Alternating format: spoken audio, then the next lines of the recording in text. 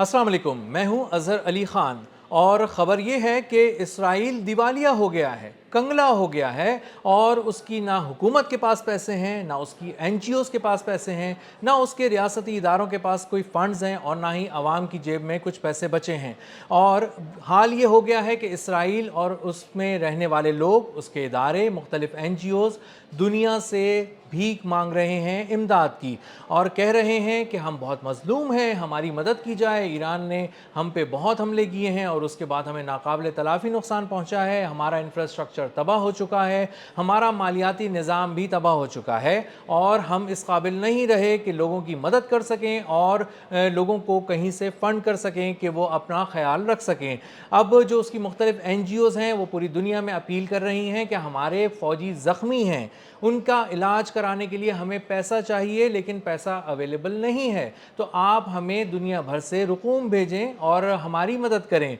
इसी के साथ साथ उन्होंने कहा है कि इसराइल में जो फ़ौजी इस वक्त हमारी हिफाजत के लिए हैं, यहूदियों की हिफाजत के लिए हैं, वो उनके पास ऐसे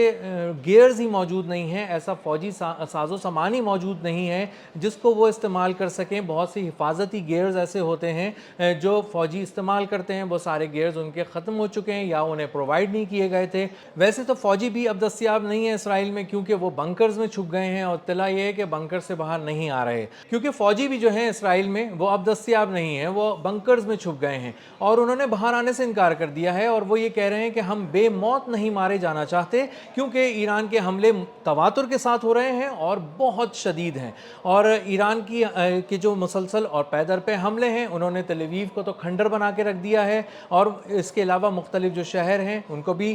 खंडर बना के रख दिया है। जो अहम फ़ौजी तनसीबात थी तमाम उड़ा दी गई हैं, जो अहम ऑयल रिफाइनरीज थी तबाह कर दी गई हैं, इंफ्रास्ट्रक्चर जो शहरों में था वो तबाह हो चुका है और अब मालियाती निज़ाम को चलाने के लिए बैंक्स अवेलेबल नहीं हैं। इसके अलावा गवर्नमेंट की जो मशीनरी है वो अवेलेबल नहीं है, तो जो सरकार के फंड्स हैं वो कौन प्रोसेस करेगा, कौन देगा, कौन उसको की डिसबर्समेंट करेगा, उसके लिए कोई मैकेनिज़्म भी नहीं बना हुआ और उसके लिए कुछ लोग भी नहीं हैं दस्तयाब। कोई साइन करने वाला मौजूद नहीं है, कोई देने वाला मौजूद नहीं है, किससे लें और कौन किसको दे, इसका किसी को कुछ समझ में वहाँ पे नहीं आ रहा। इसलिए अब उनके पास एक ही सूरत बची है कि वो इंटरनेट पर पहुँच जाएं और वहाँ जाके बताएं कि किसी तरह आप हमारे बैंकों में कुछ पैसा भेजें ताकि हम उसको मुख्तलिफ शक्ल से, मुख्तलिफ ज़राए से विड्रॉ करने की कोशिश करें,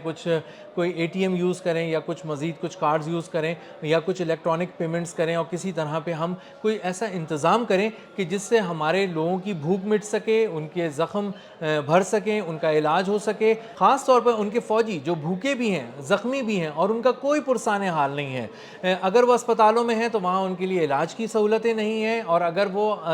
अस्पतालों से फारिग करके घर भेज दिए गए हैं, शेल्टर्स में भेज दिए गए हैं, तो वहाँ पे भी उनका ख्याल रखने के लिए उनकी दवाओं के हवाले से कोई पैसे नहीं हैं। तो लोग चलते फिरते वहाँ पे वीडियोस बना रहे हैं और अपीलें कर रहे हैं कि किसी तरह इसराइल में फंसे लोगों की मदद की जाए और उनको खाने पीने के लिए भी कुछ दिया जाए। जो लोग शेल्टर्स में हैं उनका भी हाल बहुत बुरा है, क्योंकि शेल्टर्स में एक रिवायती सा जो खाना था उसका भी स्टॉक कुछ दिनों के लिए था और अंदाज़ा ये था कि अमेरिका और इसराइल मिलकर ईरान को हरा देंगे और ये 2-4 दिनों की बात है। लेकिन जब ये जंग तूल पकड़ने लगी तो उन्हें तशवीश होना शुरू हुई और उन्होंने अपने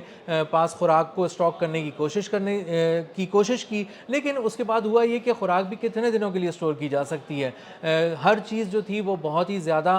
आर्जी तौर पे की जाने लगी और आर्जी तौर पे किए जाने वाले इंतज़ामात अब नाकाफ़ी साबित हो रहे हैं। अब ना घरों में खुराक है, ना शेल्टर होम्स में खुराक है, ना अद्वियात हैं दस्तयाब और ना ही एक्सेस टू हॉस्पिटल्स और हेल्थ केयर है। यानी कि आप अगर ज़ख्मी हैं और या तो शेल्टर में भी जैसे ज़ख्मी हो गए लोग या मर गए तो उनकी ना लाशें ठिकाने लगाई जा सकी, उनको ले जाया जा सका और ना ही उनको हॉस्पिटल तक और हेल्थ केयर फैसिलिटीज़ तक वो पहुंच पा रहे हैं। तो ये एक सूरत हाल जो इसराइलियों के लिए है वो बहुत ही मुश्किल में है। यहूदी बहुत ज़्यादा जो है वो इस वक्त नफसियाती मसाइल का शिकार हो रहे हैं, पागल हुए चले जा रहे हैं। उनके करीब लाशें पड़ी हैं, उनको पता चलता है कि उनके फ़लाँ कज़न की डेथ हो गई है, फ़लाँ जो उनका प्यारा है, उनका दोस्त है, वो वहाँ फ़लाँ जगह पे मारा गया है और वो ना उसके पास जा सकते हैं, ना उसे उठा सकते हैं, ना उसका गम सही से मना पाते हैं, क्योंकि उनको तो अपने ही जान बचाने के लाले पड़े हुए हैं, उसी की फ़िक्र खाई जा रही है। उसकी एक वजह یہ بھی ہے کہ جو شیلٹر ہومز میں لوگ گئے تھے وہ یہ سمجھتے تھے کہ چلو اگر ہمیں ایک ماہ بھی وہاں گزارنا پڑا تو ہم کسی طرح گزار لیں گے، کسی طرح یہ کڑوا گھونٹ بھی پی لیں گے۔ لیکن ہوا یہ کہ شیلٹر ہومز میں جانے والے جو لوگ تھے وہ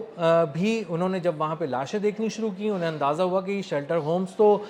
بالکل ہی ریت کی دیوار ثابت ہوئے ہیں، اور جو بیلسٹک میزائل اور ہائپر سونک میزائل سے ایران حملہ کر رہا ہے یہ تو اس کے لیے بنے ہی نہیں تھے، یہ تو چھوٹے موٹے کسی میزائل کے لیے بنے تھے، لیکن جو میزائل پورے اسرائیل کے ڈیفنس سسٹم کو پینیٹریٹ کرتا ہوا، تل اویو کے اندر بھی ٹریول کرتا ہوا، اس شیلٹر کے اندر آ کے، بنکر کے اندر آ کے گر رہا ہے اور وہاں تباہی پھیلا رہا ہے، وہ کس شدت کا میزائل ہوگا اس کا اندازہ اب اسرائیلیوں کو بہت اچھی طرح ہو گیا ہے۔ تو اب جو بنکرز کی صورتحال ہے وہ بھی خاصی خراب ہے۔ اب وہاں پر جو لوگ ہیں وہ ایمٹی کچنز کے نعرے لگا رہے ہیں، بتا رہے ہیں کہ یہاں پہ خوراک نہیں ہے، ہمیں خوراک کے لیے انتظام کرنا ہے، ہمیں کچھ پیسے بھیجے جائیں، اور اسی طرح اپنے زخمی فوجیوں کو دکھا کے، ان کی تصویریں دکھا کے کہ کون کون سی این جی او ہے، انہوں نے بھی اپنا ایک نظام بنا لیا ہے۔ اب یہ نظام پیسے مانگنے کا ہے، بھیک مانگنے کا ہے، یا لوٹ مار کا ہے، اس کی آڑ میں اس کو بھی اب کنفرم کرنے والا کوئی نہیں ہے، کیونکہ وہاں گورنمنٹ تو ہے ہی نہیں، اور وہاں پہ جو ریاستی ادارے ہیں وہ بھی مفلوج ہو چکے ہیں، معطل ہو چکے ہیں، بلکہ ہم یہ کہہ سکتے ہیں کہ اسرائیل ڈس انٹیگریٹ ہونا شروع ہو گیا ہے ایڈمنسٹریٹولی، اور وہاں پہ جو ادارے ہیں وہ نہ دستیاب ہیں، نہ ان سے کوئی رابطہ کر سکتا ہے۔ تو جس کو بچنا ہے، جس کو کھانا ہے، جس کو پینا ہے، جس کو علاج کرنا ہے وہ خود کرے، جس کو بچنا ہے ایران کے میزائل سے وہ خود بچے، اور جس کو وہاں سے جان بچا کے بھاگنا ہے وہ خود بھاگے، کیونکہ اب عملی طور پہ نہ گورنمنٹ ہے، نہ کوئی ادارہ ہے، نہ کوئی خوراک دینے والا ہے، نہ کوئی زخم آنسو پہنچنے والا ہے، نہ زخم بھرنے والا ہے، اور وہاں پہ لوگوں کو اب بہت زیادہ مشکلات کا سامنا کرنا پڑ رہا ہے۔